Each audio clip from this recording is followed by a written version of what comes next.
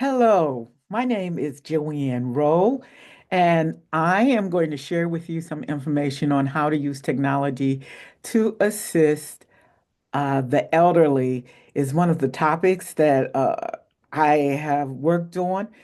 Typically work on improving the quality of life for those who are in the protective classes, of which seniors and the elderly are. So let's get started. I am currently the retired dean of business, and I'm the managing principal of JD Roll and Associates. So, in our topic today, we're going to discover our why, some of our why, and we'll talk a little bit about the loneliness epidemic, opportunities in the longevity economy, characteristics of successful ventures, digital engagement solutions, independent living technologies, intergenerational services, enhancing digital literacy, ethical considerations, and a call to action. Uh, the why is there is a tremendous need for more targeted products and services. Um, those of you who are innovators, entrepreneurs, inventors, to be aware of this huge market that is growing. And for those of you who have family, friends who are impacted by this, to give you some more to think about and to engage with others. So let's get started. We only have a brief amount of time.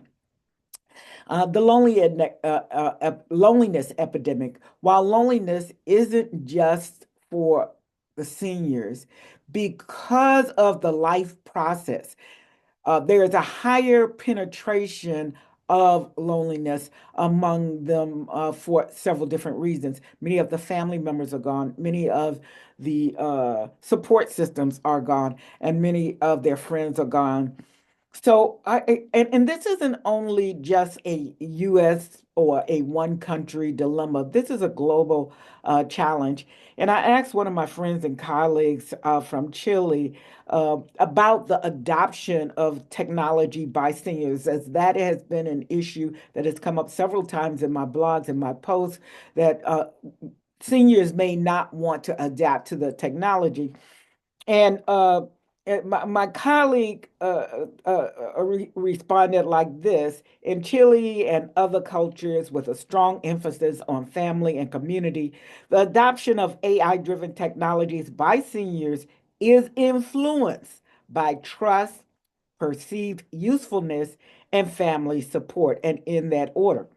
Seniors may initially view technology with skepticism, but are more likely to adopt it when introduced by trusted family members or community programs. And so uh, Mel Robbins just delivered a book to market called Let Them. And in the book, she talks about the behaviors of other folks you don't necessarily control, but you can influence. And on the let me side of the equation is what can I do?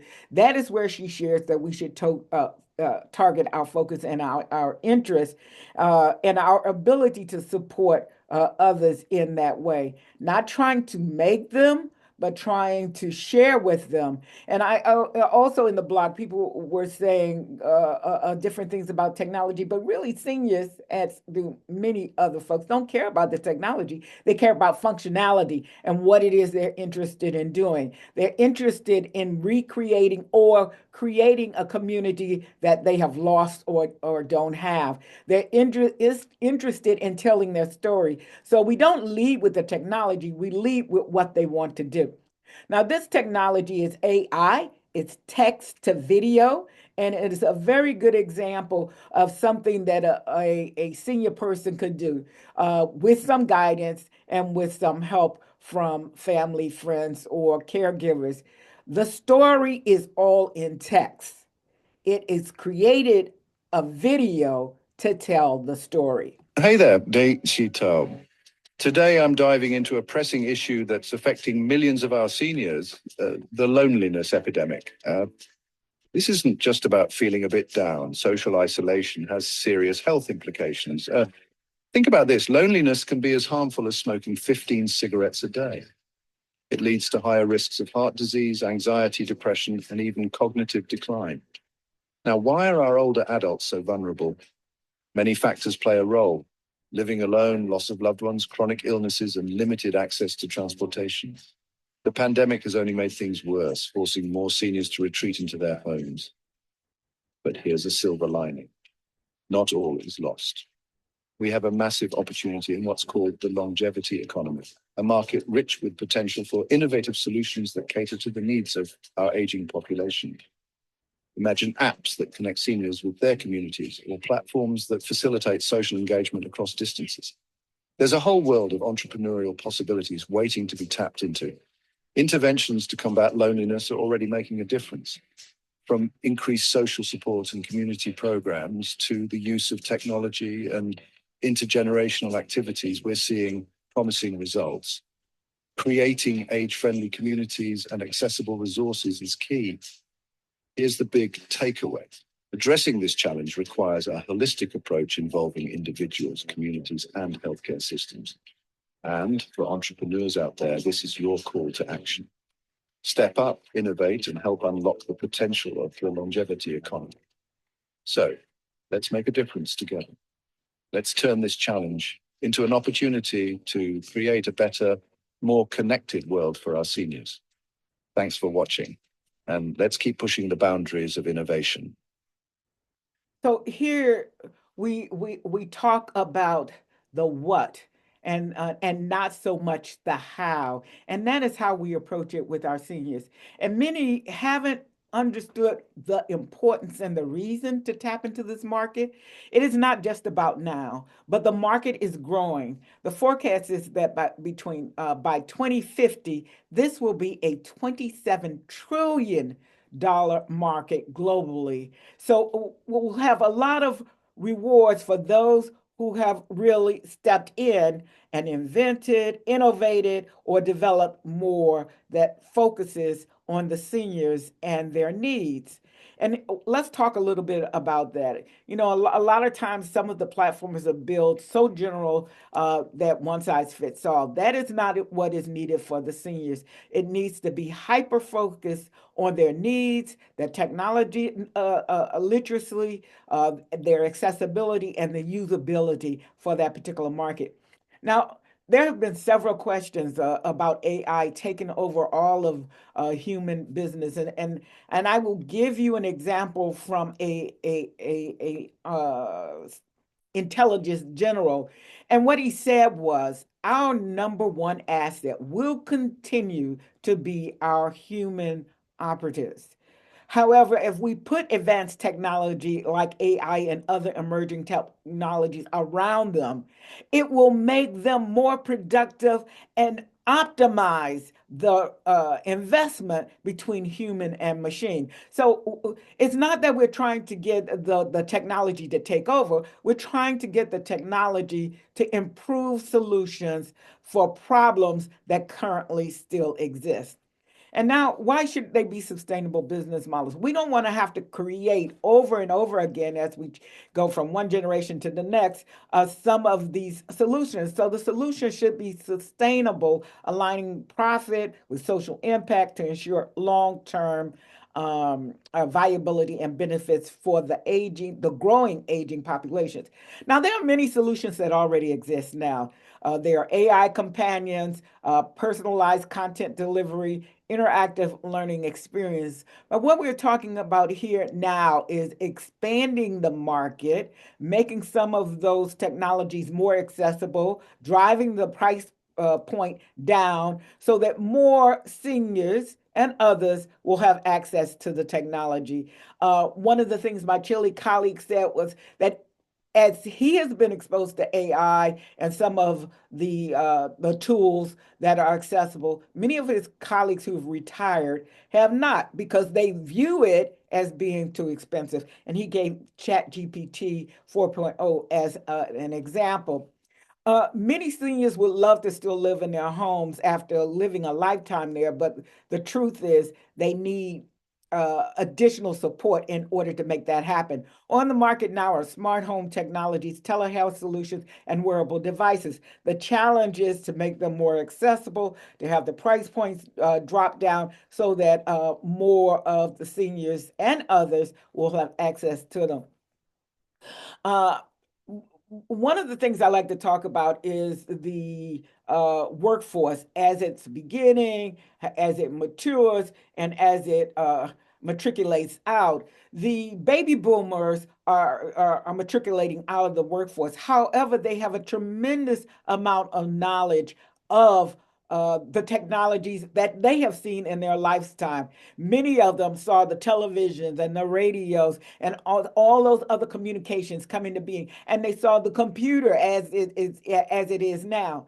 Couple that with the digital natives of Generation Alpha, who this is all they known. So if you have the wisdom of all these other generations working together now with Generation Alpha, when they get into the workforce, they will be able to deliver much better solutions and make the world a better place for us all. So we want to encourage the intergenerational transfer.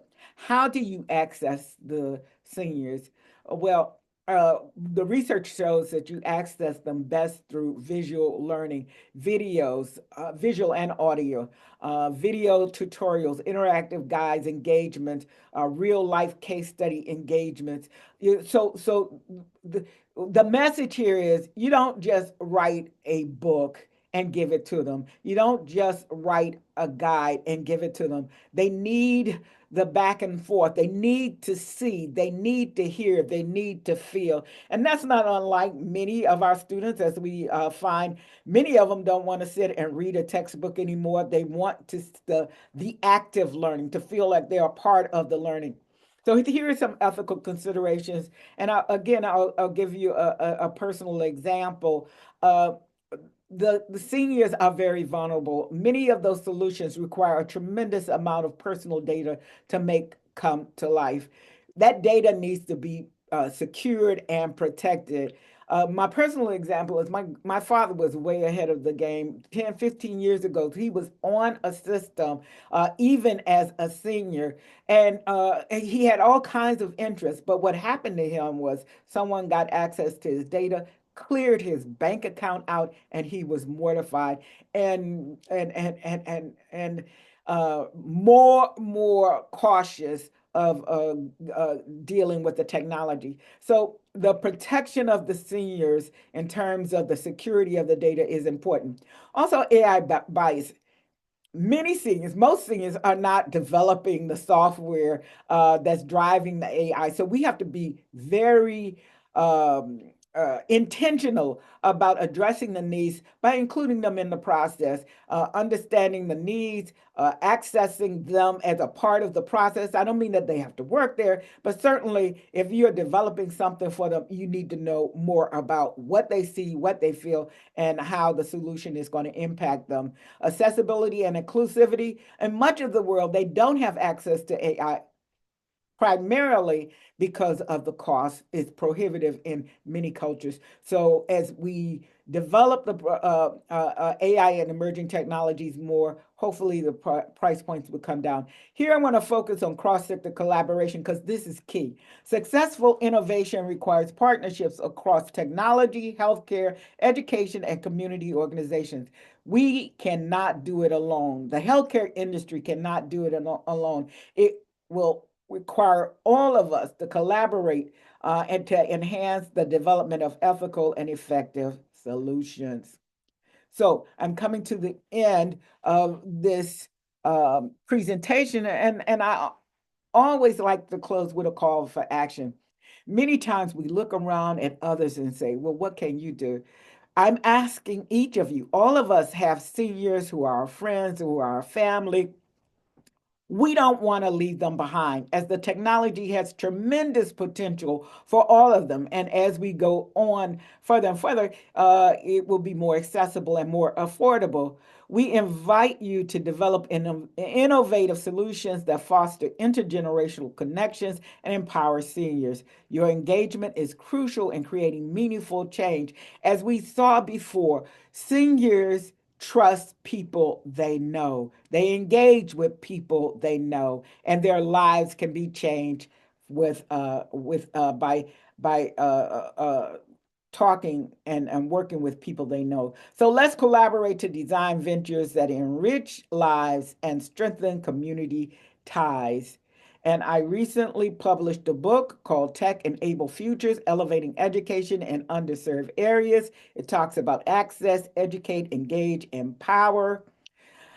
And that is the end of my presentation. Thank you so much. And I hope you found something here that will help and support you as you change the world.